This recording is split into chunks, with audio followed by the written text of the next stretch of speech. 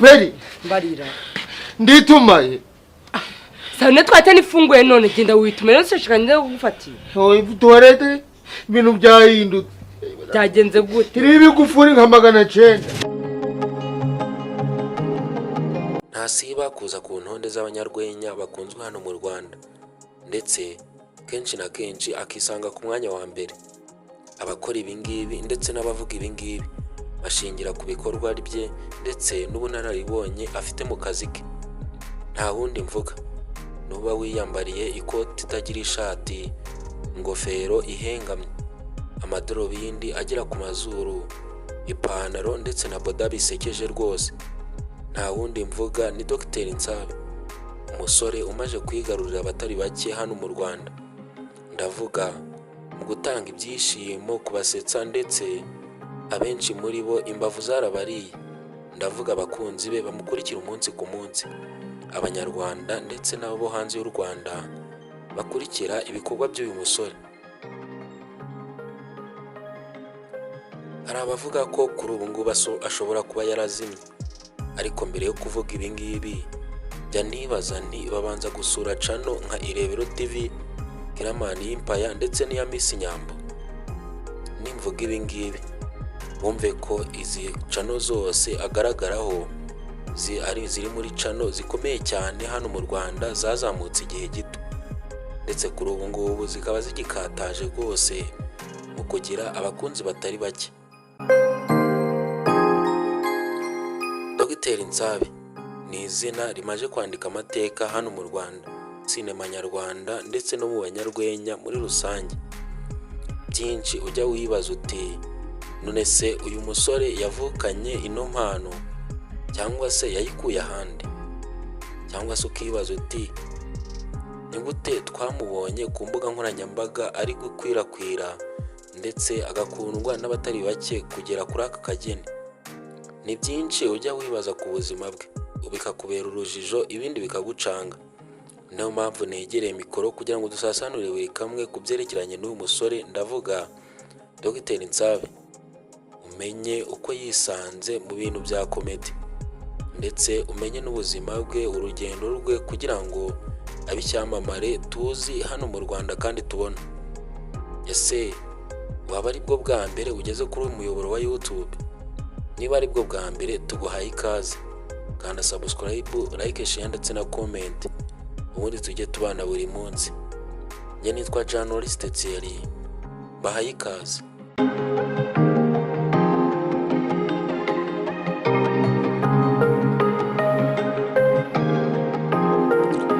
Ubundi amazina y'inyakuri ni Nsabimana Eric, yavukiye mu karere ka Musanze mu mwaka w'1999. Ubu ngubu ni mu ntara y'Amajyaruguru. Dr Nsabe avuga ko akiri umwana yakundaga gusetsa mama w'umubyara. Ibi ngibi bakabibona nk'impano, ariko nanone bagatekereza ko ari amagambo y'ubwana. Ushobora kwibaza uti ni gute impano ya Dr Nsabe yagaragaye?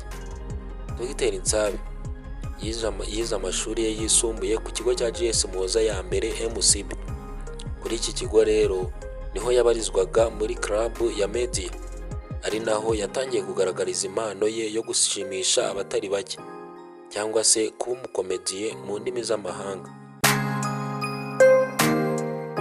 Muri uku gutanga ibyishimo binyuze mu gusetsa abantu, Dr Nsabe yabaye icyamamare, aho yarazwi nyine nk'umunyarwenya ukomeye muri icyo kigo, aho yafatanyaga n'uwitwa Manizabayo Prosper ndetse n'abandi. Manizabayo Prosper mvuga ubundi ni Bijiyo bija tuzi nawe muri sinema kandi ukomeye. Dr Nsabe avuka mu muryango w'abana 4, aho ari umwana wa kabiri muri abo bana 4 nyine. Akaba afite papa w'umubyara ndetse na mama we. Avuga ko akiri umwana papa we yari umufundi, naho mama we akajya asiga irangi. Ushobora kwibaza uti ni gute Nsabe yazamuye impano ye? Dr Nsabe akirangiza amashuri yisumbuye hamwe na bagenzi be harimo witwa Bijiyo bija, bashatse uburyo bazamura impano zabo, niko gushinga Irebero Group ndetse nyuma baza no guhanga YouTube yitwa Irebero TV. Kuri ubu ngubu iri muri channel zikomeye cyane hano mu Rwanda zazamutse mu gihe gito. ndetse kuri ubu ngubu baracyanyuzaho ibihangano byabo. Bakimara guhanga Irebero TV batangiye kujya banyicishaho ibihangano byabo, ariko bavuga ko byabagoye cyane kubera ko batangiye bacibwa intege n'abantu benshi ndetse bagakora bikanga. Dogiteri Nsabi ntiyarambiwe, ahubwo yashizemo imbaraga akomeza gukora cyane.